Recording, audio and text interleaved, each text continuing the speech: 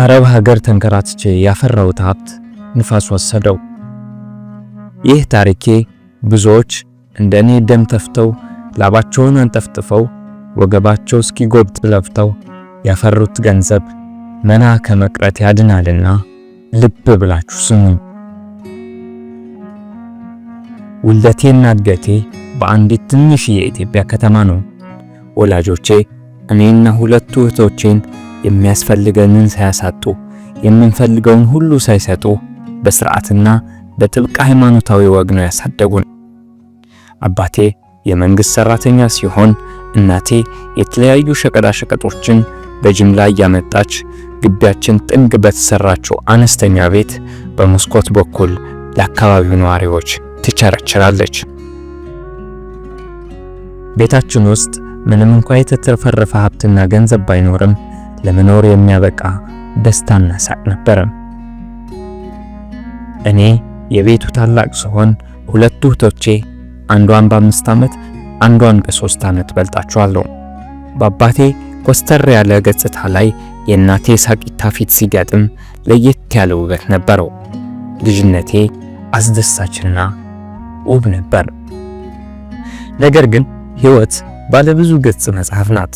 እያንዳንዱ ገጽ በገለጥከው ቁጥር የሆሊውድ ደራሲዎች እንኳን ተጠበው ተጨንቀውና አምጠው ሊጽፉት የማይችሉ ልብ አንጠልጣይ፣ አሳዛኝ፣ አስደሳች፣ ጣፋጭ ማርን የመቅመስ እፍታ፣ በሬት የተለወሰ መርዝን የመጋት ግዴታ፣ ምን ልበል ሁሉም በየአይነት ታስነብባለች።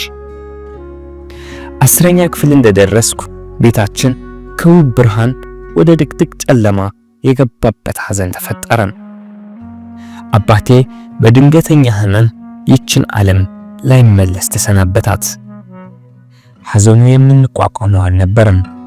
በተለይ እናቴ የሆነ አካሏ ክፍል ተቆርጦ የሄደ ያህል ስብርብር አለች። የማያልፍ ቀን ግን የለም። ትንሽ ተጻንተን ሕይወትን መጋታር ጀመርን። በእንቅርት ላይ እንዲሉ እናቴ የአባቴ የጥሮታ ክፍያ ለማስጀመር ላይ ታች ስትል የመኪና አደጋ ገጥሟት አልጋ ላይ ዋለች። ይህኔ ፈጣሪን አልኩት፣ ምን ነው የዓለም ሰው ሁሉ ፈተና እኛ ቤት ብቻ ጫንከው ብዬ አማረርኩት። ከአባቴ ጥሮታ የምናገኛት ገቢ ለእናቴ ሕክምና፣ ለምግብና ለሌሎች ወጪዎች ቻይ ተብላ ትብቃቃለች እንጂ የምትበቃ አልነበረችም። በዚህ ውጥንቅጥ መሃል ሆኜ የ10ኛ ክፍል መልቀቂያ ፈተና ወሰድኩኝ። ውጤቱ ከጠበቅኩት በላይም በታችም አልነበረም።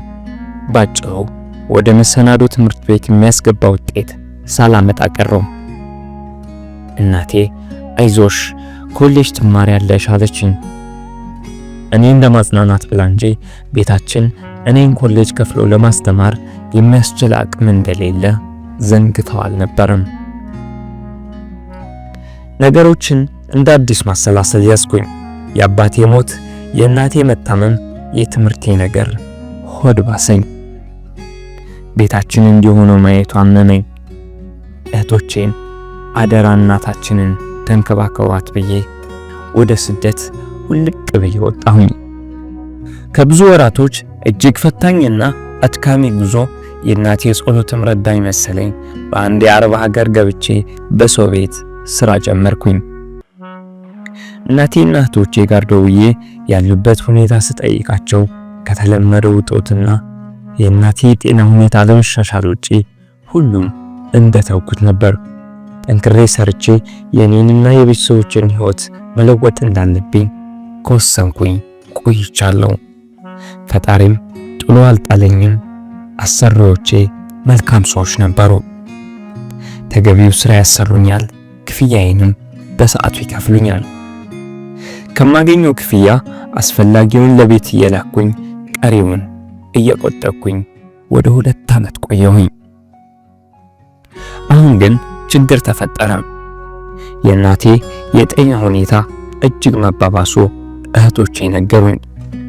እኔም ስራ አስፈቅጄ እናቴን ላሳክም ሀገር ቤት ገባሁ። እናቴ በጣም ታማ ነበር። ሐዘኑም አደጋውም ተደራርቦ አዳክሟታል። ወደ ተሻለ ሕክምና ወስጃት ከቀን ቀን ለውጦችን ማሳየት ጀመረች። እናቴን በዚህ ሁኔታ ሳያት ትንሽ ተረጋጋው። እህቶቼ በጥሩ ሁኔታ ትምህርታቸው እየተከታተሉ ነበር።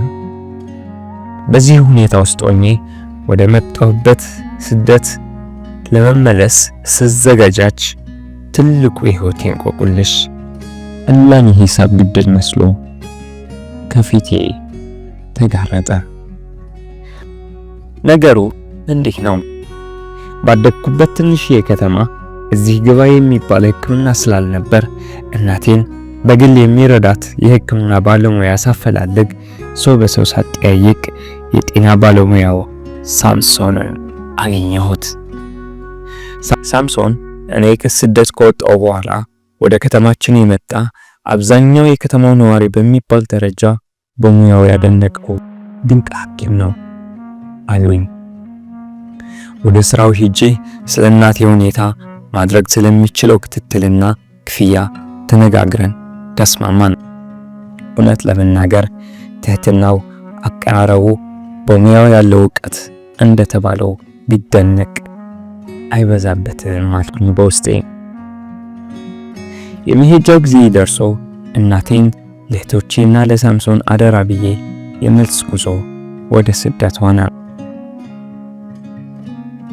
ወደ ነበርኩበት ቤት ተመልሼ እናቴን በማሳከሜ በተረጋጋ መንፈስ ወደ ስራ ተመለስኩ።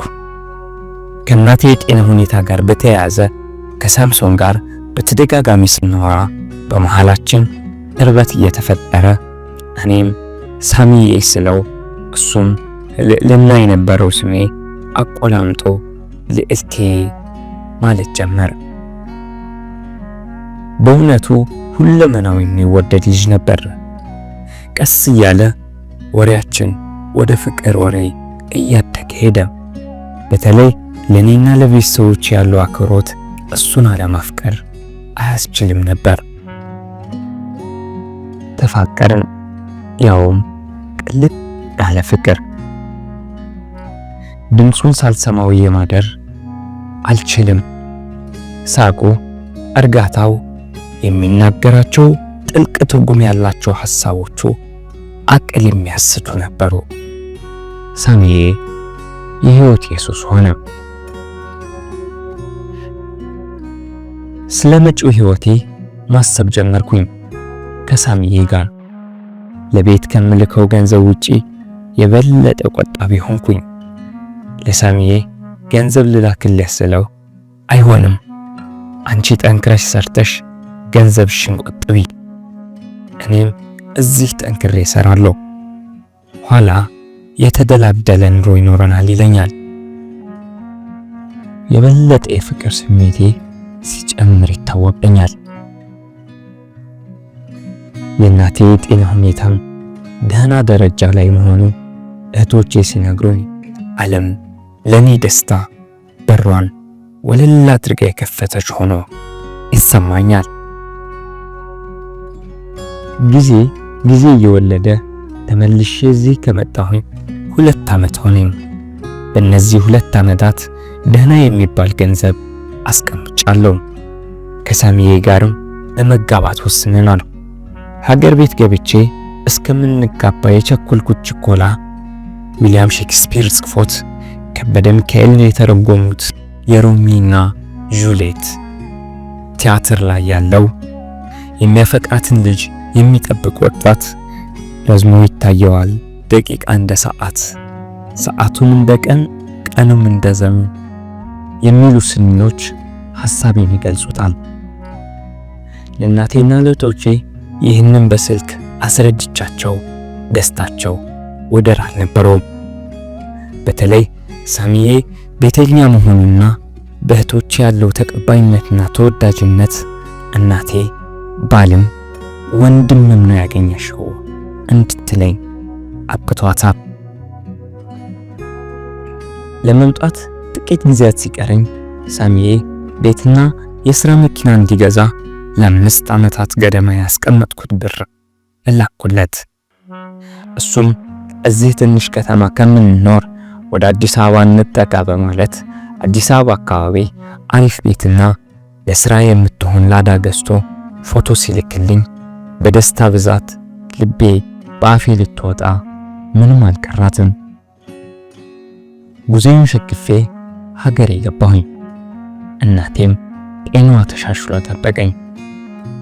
ፈጣሪ አባቴን ላጣሁበት እኔም በስደት ለተንከራተትኩበት ሊክሰኝ ነው ብዬ አሰብኩኝ። አመሰግንኩትም። ከሳምዬ ጋር እጥር ምጥን ባለች ሰርግ ተጋብተን ኑሮ ሀብለን ጀመር ነው። እኔ ምንም ስራ አልነበረኝም። ሳምዬ የሕክምናውን ስራ ትቶ በላዳው ስራውን ጀመረ።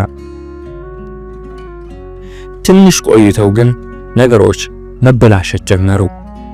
ሳምዬ ጋር መጨቃጨቅ ጀመርን። እሱም በገንዘብ የተነሳ ነበር። ሰራው ለሚያመጣው ብር እዚህ ግባ የሚባል አይደለም። ምናልባት የላዳ ስራ እንደዚህ ይሆናል ብዬ ሳጣራ ግን ላዳዎች ጥሩ ብር እንደሚሰሩ አረጋገጥኩኝ። የሆነ ትክክል ያልሆነ ነገር እንዳለ ተሰማኝ። አንድ ቀን ቁጭ አድርጌ ሳምዬ አንተ የምትሰራው ብር ለቤታችንም ለእናቴ የሕክምና ወጪም የሚበቃ አይደለም። ስለዚህ ላዳዋ ትሸጥና ሱፐርማርኬት እንክፈት፣ እኔም አብሬህ እየሰራው ገቢያችንን ማሳደግ አልኩት። እሱ የመለሰልኝ መልስ ግን ሰማይ መሬቱ የሚገላብጥ ጆሮ ጮህ የሚያደርግ ነበር። ስሚ ልዕልና፣ እኔ የምሸጠው ላዳ የለኝም። ቤተሰቦችሽ መጦር ደግሞ የኔ ግዴታ አይደለም። ከፈለግሽ በራስሽ ብር ያልሽው ሱቅ መክፈት ትችያለሽ ብሎኝ ወጥቶ ሄደም። ሰማይ ምድሩ ረቢ፣ የተጠራቀምኩት ገንዘብ ሁሉ እንደላኩለት የቀረችውም ለሰርግ ለቤት ዕቃዎች ግዢ እንዳዋልኩት እያወቀ እንዴት እንዲህ ይለኛል ብዬ ስብሰለሰል አልኩኝ። ቤታችን ከጊዜ ጊዜ እየቀዘቀዘ ሲመጣ ታወቀኝ። ብመክረውም በሰው ባስመክረውም ወይ ፍንክች ያባቢለዋ ልጅ አለ። ጭራሽ ጨቀጨቅሽኝ በሚል ሰበብ እየጠጣ መግባት ጀመረም። የመጨረሻ አማራጭ ብዬ የወሰድኩት ፍቺ ነበር።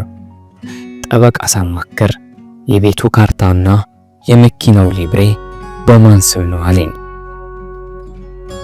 ሌላ ያላሰብኩት ጥፊ ጭቡ ሲያረገኝ ተሰማኝ። ቤት ሄጄ ሳረጋግጥ ሁለቱም በስሙ ነው። ፍቺ ብጠይቅ የሁሉ ዓመታት የለፋሁበት ገንዘቤ ከጋብቻ በፊት የፈራ ሀብት በሚል ድንብሎ ሳንቲም እንኳን ሳላገኝ ልፋታ እንደምችል ሳስበው ዘገነነኝ። በዚያ ላይ ሳምዬን ለመፋረድ ፍርድ ቤት ለፍርድ ቤት ስንከራተት ታይቶኝ ሕይወት ግን ምን አይነት ስንክሳር ናት ከማለት ውጪ ምንም አላልኩም። ሰሞኑን ግን አንድ ሐሳብ በተደጋጋሚ አእምሮዬ ውስጥ እየተመላለሰ ነው። ብን ብዬ ወደ መጣሁበት አረብ ሀገር መመለስ። ላቤን ንፋስ ከወሰደው ምናልባት እዛ ሄጄ ልፈልገው ይሆን? ምን ተሻለኝ?